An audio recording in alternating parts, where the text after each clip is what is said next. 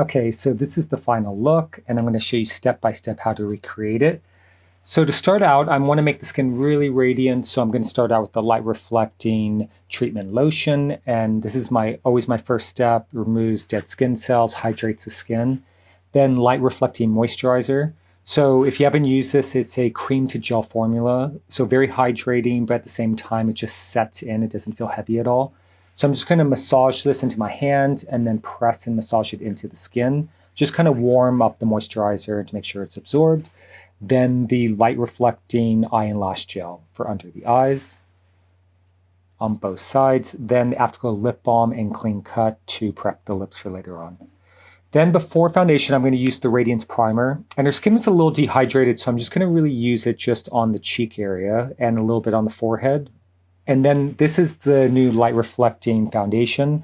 And this is in the shade Punjab, and it's the medium 1. So I'm going to warm it up in my hands and then press it in. So I like to use my palms, and I'm going to just kind of do this rolling motion and then use my fingers to get it anywhere I can with my palms.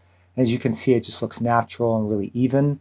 Then these are the Radiant Creamy Color Correctors in light and medium. And this is really good if you have dark circles, or as you can see, she has a little bit of under eye bags as well as dark circles. So I'm really kind of just brightening up that area and then just putting it also into the laugh lines. And this is the light shade, just to really kind of color correct and brighten it. Then Radiant Creamy Concealer, and this is in the shade Custard. And I'm just going to put this everywhere I put the color corrector just to make sure I brighten and it matches her skin tone more. Then anywhere where I feel like she just needs a little bit more coverage, I'm using Radiant Creamy Concealer in Macadamia and just using my fingers and patting this in and pressing it just to make sure everything's even. And the same on the lid just to get rid of some of the discoloration on her top lid. Then to set it, I'm going to use the Light Reflecting Pressed Powder in Crystal. And this is a really lightweight powder, still very radiant, so don't worry it's going to make your skin look dry at all. Then Laguna Bronzer on the cheeks and on the jawline just to kind of soften everything up. Then this is the blush color in Aroused, and I'm just putting this on the apples of the cheeks, but really high up on the cheekbones to lift it.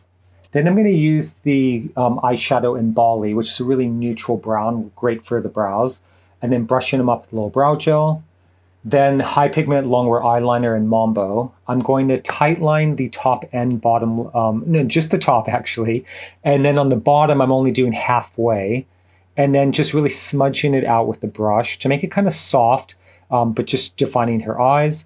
Then I love this trick is if you feel like your eye shape doesn't really suit a wing liner, do it with your eyes open and really kind of get the shape just perfect with the eyes open. It really helps.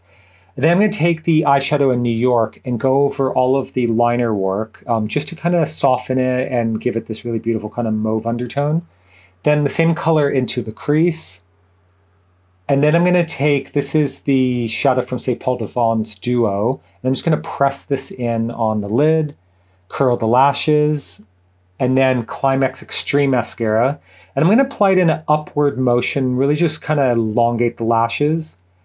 And then for the lips, I'm using the Velvet Matte Lip Pencil in Valkyrie, and then Fabala lipstick, which has a little bit of shine to it. And that's the completed look. So really just defining her eyes, a little pop of color on the cheek and lips, and radiant skin. I hope you enjoyed. See you next time.